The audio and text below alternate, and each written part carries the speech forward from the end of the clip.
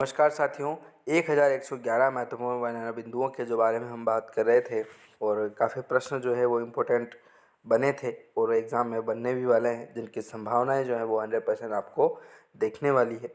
तो चलिए इस सेशन को हम शुरू करते हैं और राजस्थान के इतिहास के जो प्रश्न हैं उनके बारे में बात कर लेते हैं। 130 महत्वपूर्ण प्रश्न जो हैं दोस्तों वो हमने इस सेशन में बात कर चुके हैं। ठीक है, यदि आपने नहीं पढ़े हैं तो उनको आप पीडीएफ के माध्यम से पढ़िएगा। ठीक है, मैंने पीडीएफ जो है प्रोवाइड करा रखी है फ्री में आपके लिए हमारे ऐप पर, जिसका लिंक जो है वो मैंने डिस्क्रिप्शन में दे रखा है।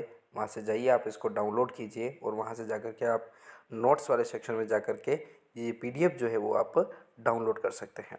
चाहे आप इसका प्रिंट आउट निकलवा करके पढ़ें या कैसे भी पढ़ें, लेकिन आपको पढ़ना ही है। ठीक है, क्योंकि हमने जो हमारे एक्सपर्ट्स के द्वारा जो मेहनत लगी है इसको बनाने में, वो काफ़ी बड़ी मेहनत है। ठीक है, तो वो आप तक हम फ्री में पहुंचा रहे हैं तो बहुत बड़ी बात है। ठीक है दोस्तों, ठीक है, तो इन वीडियो के माध्यम से भी आप पढ़ते रहिएगा। यदि आपको अच्छा लगे तो फिर आप पीडीएफ पर पढ़ना प्रेफर करें। तो चलिए 130 महत्वपूर्ण प्रश्न जो है वो हमने बात कर चुके थे। 131वें प्रश्न से हम इस सेशन को शुरू करते हैं और आगे बढ़ते हैं। प्रश्न आता है, ब्यावर में सनातन धर्म विद्यालय के संस्थापक स्वतंत्रता सेनानी कौन थे? तो दामोदर दास राठी का नाम आता है संस्थापक स्वतंत्रता सेनानी थे। प्रश्न है 132वें नंबर का कि कौन सी महिला राजनीतिक एवं सामाजिक कार्यकर्ता भी जिन्हें उनकी गतिविधियों के कारण मेवाड़ एवं बूंदी राज्यों से जो है वो निर्वासित किया गया था? तो अंजना देवी चौधरी थे। ठीक है, अंजना देवी चौधरी के द्वारा जो है वो दिया जाता है। किसे भूदान एवं कूपदान कार्यक्रमों में उनकी सक्रिय भागीदारी का कारण भारत सरकार ने 1956 में पद्म विभूषण से सम्मानित किया गया था?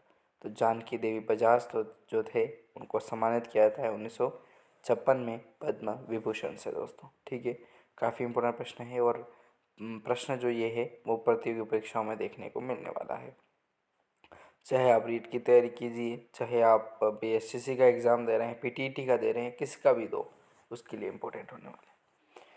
प्रश्न आता है 134 नंबर का कि प्रताप चरित्र, रूठी रानी चरित्र एवं श्यामल दास की जीवनी आदि पुस्तकें राजस्थान के किस स्वतंत्रता सेनानी की है? तो वो थी केसरी सिंह बारहट की। ठीक है, काफ़ी बड़ा व्यक्तित्व है और काफ़ी बड़ा इतिहास के पन्नों में जो है इनका जिक्र किया जाता है।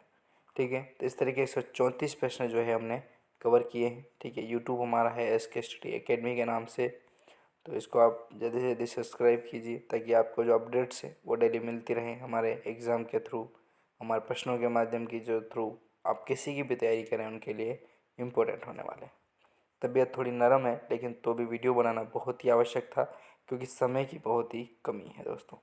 चलिए 135वां प्रश्न है कि वर्ष 1927 में किस स्वतंत्रता सेनानी ने बलवंत सावलाराव देशपांडे के साथ मिलकर अमर असद अर्थात जयपुर में चरखा संघ की स्थापना की थी? तो जमनालाल बजाज के द्वारा की जाती है। बेगारी विरोधी आंदोलन के दौरान बस द्वारा कुचलकर 5 सितंबर 1947 को भुसावर अर्थात भरतपुर में किसकी हत्या कर दी गई थी? तो रमेश स्वामी की जो है वो हत्या कर दी जाती है दोस्तों। किस स्वतंत्रता सेनानी ने कहा कि जब तक किसानों पर अत्याचार समाप्त नहीं होंगे मैं यहाँ बार बार आती रहूँगी? ये प्रश्न जो है वो रमा देवी जोशी के द्वारा कहे जाते हैं दोस्तों। ठीक है, और ऐसा होता भी है। प्रश्न आता है 138 नंबर का महत्वपूर्ण कि अजमेरू व वॉट और द इंडियन स्टेट्स पुस्तक जो है वो किसकी है? तो विजय सिंह पथिक की है दोस्तों। प्रश्न 139 नंबर का किस अंग्रेज अधिकारी ने प्रताप सिंह बारहट के हिम्मत की प्रशंसा की थी? तो वो थी चार्ल्स क्लीवलैंड की। राजस्थान महिला परिषद की स्थापना उदयपुर में 1947 में किसके द्वारा हुई थी? तो शांता त्रिवेदी के द्वारा होती है दोस्तों। आधुनिक राजस्थान का निर्माता किसे कहा जाता है? तो मोहनलाल सुखाड़िया को जो है वो आधुनिक राजस्थान का निर्माता कहा जाता है। कौन सा क्रांतिकारी आजीवन अंग्रेजों की पकड़ में नहीं आया था? तो वो थे जोरावर सिंह बारहट। इस तरीके से महत्वपूर्ण प्रश्नों के बारे में हमने बात की है और मिलेंगे इसी कड़ी में और नेक्स्ट वीडियो में। तब तक के लिए जय हिंद।